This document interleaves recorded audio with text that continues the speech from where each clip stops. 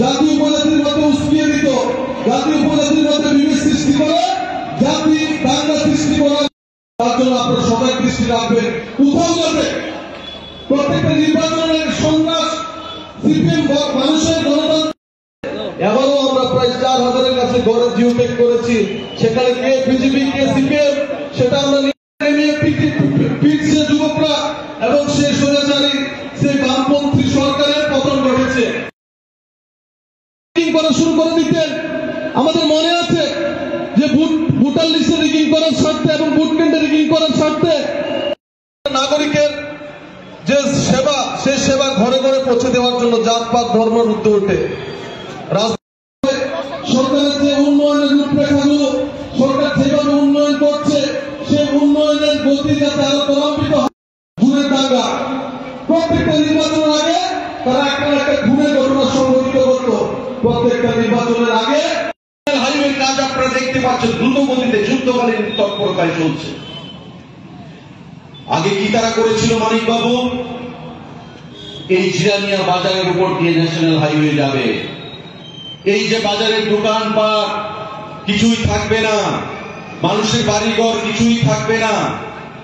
একটা national highway 75 metre হতে হবে ডান এবং বাম মিলিয়ে।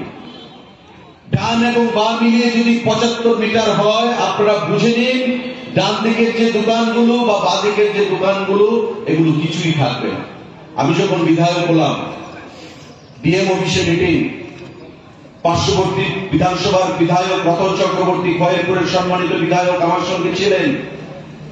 ডিএম এর চেম্বারে যখন মিটিং হচ্ছে, এনএচআই ডিসিএল এর আধিকারিকরা আছেন, আমাকে দেখাচ্ছেন অ্যালাইনমেন্টটা যে সোজা আসছে কলেজ চৌমুনি দিয়ে জিরানিয়া বাজার হয়ে সোজা চলে যাচ্ছে লকচৌমুনি দিয়ে জয়নগর হয়ে ভেঙে মানুষের বাড়ি ঘর দোকানপাট সমস্ত কিছু নাস্তা নাবুদ করে দিয়ে চলে যাচ্ছে ন্যাশনাল হাইওয়ে। আমি বললাম যে এটা কি ন্যাশনাল হাইওয়ে জিরানিয়া বাজার ব্যাপী মানুষের দোকানপাট ভেঙে যাচ্ছে, তারা কোথায় যাবে? बोलते सर ये अलाइनमेंट तो हमको दिया गया है, पिछले सरकार जो था ना ये सरकार ने हमें ये अलाइनमेंट दिया है और सरकारी सिद्धांत ये हो गया है। আমি বললাম ওই সরকার এখন আর নেই, এখন নতুন সরকার এসেছে। আমি ওই এলাকার বিধায়ক, আমি আপনাদেরকে বলছি জিরানিয়ার উপর দিয়ে ন্যাশনাল হাইওয়ে যদি যায় বাজারপাট সমস্ত ভণ্ডুল হয়ে যাবে, নষ্ট হয়ে যাবে।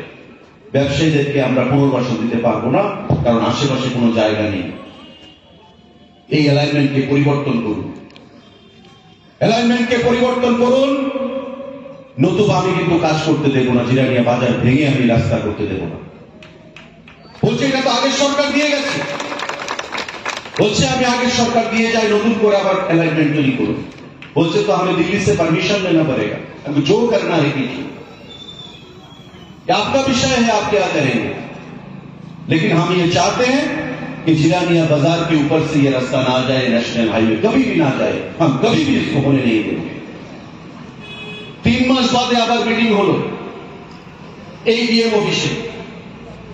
মিটিং হয়ে আমি যখন প্রস্তাব দিলাম প্রথম মিটিংয়ে যে পেছন দিক দিয়ে দেখুন, ওই পেছন দিক থেকে কলা বাগানের দিক থেকে আপনার মিটিং সেই রাস্তা এসডিএম অফিসের পাশ পেছন দিক দিয়ে গিয়ে আমাদের এক্সিকিউটিভ ইঞ্জিনিয়ারের সামনে দিয়ে গিয়ে মোহনপুর দিয়ে গিয়ে সেই ন্যাশনাল হাইওয়ে এখন যাচ্ছে।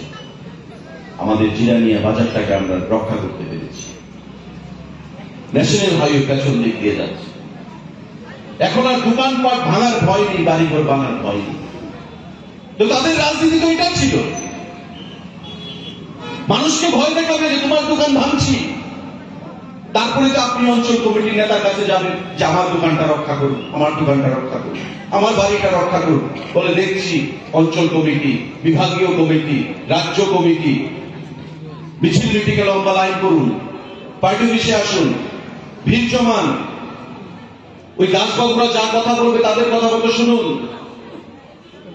আপনাকে ওদের উপর নির্ভরশীল করে রাখা, নির্ভরশীল করে রাখো মানুষকে। আমার উপর যত পারবে, মানুষ যত আমার উপর নির্ভরশীল থাকবে ততই লাল ঝান্ডাটা শক্তিশালী হবে, মিছিল মিটিংয়ে লম্বা লাইন হবে, ওই পার্টি অফিসের সাথে ভিড় জমবে। এটাই ছিল তাদের উদ্দেশ্য। বন্ধুরা, আজকে দেখুন রাজনীতির কোনো প্রেশার নেই, গণতন্ত্র রয়েছে। আমরা কদিন ডাকি আপনাদের মিছিল মিটিং, মাঝে মাঝে আপনাদেরকে ডাকি, আগ্রহ প্রকাশ করি আপনারা আসুন। আমরা চাই মানুষের পাশে থেকে মানুষকে সার্ভিস প্রদান করা। সবকা সাথ সবকা বিকাশ, সবকা বিশ্বাস সবকা প্রয়াস। প্রত্যেকের বিশ্বাস চাই, প্রত্যেকের সঙ্গ চাই, প্রত্যেকের বিশ্বাস নিয়েই আমাদের এক ভারত শ্রেষ্ঠ ভারত আমরা করতে পারবো বন্ধুরা। অনেকেই হয়তো ভাবছেন যে নির্বাচন তো অনেক দূরে রয়েছে, আরো প্রায় 2.5 বছর। এই 2.5 বছর বাকি থাকতে 2 মাস সময়ের মধ্যে ভারতীয় জনতা পার্টি মন্ডলের তরফ থেকে এই জিরানিয়াতে 2টো সভা অনুষ্ঠিত করছে। তার কারণ কি? অনেকে এটা অনেকভাবে ব্যাখ্যা দিতে পারে। সোশ্যাল মিডিয়াতে, ফেসবুকে গত 3 দিন আগে রানীর বাজারে আমাদের একটা সুন্দর সভা ছিল।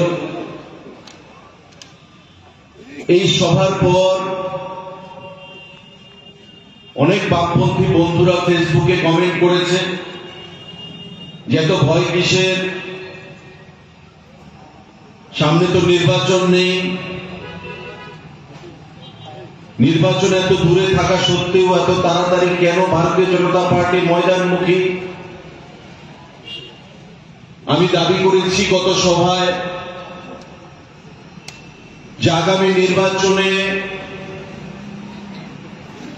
বিজেপি কম করে হলেও 35টা আসন নিয়ে একা সরকার গঠন করবে। আজকে আবার বলছি যে আগামী নির্বাচন অনেক দূর, তারপরও দেখবেন বাসায় যে কম করে হলেও 35টা আসন নিয়ে সরকার আমরা গঠন করব। কম করে হলেও 35টা আসন, বেশি 40টাও হতে পারে, 45টাও হতে পারে, 50টাও হতে পারে। আসলে বামপন্থী বন্ধুরা লেখার অর্থই বুঝতে পারেন না। কম করে হলেও মানে কি 35-এর নিচে নামবে না, তার ঊর্ধ্বে তার উপরে যে কোনো সংখ্যা সেটা হতে পারে। আর বিজেপি একা তো আসন লড়াই করবে এখন নয়, আমাদের বন্ধুরা জোট মাথা রয়েছে। আমরা তো এই কথা বলি না যে 60-এ 60, 2018-তে বলেছিলেন 60-এ 60। মানিক বাবু, মানিক সরকার, আপনাদের এই এলাকার প্রাক্তন মন্ত্রী মানিক দে, যে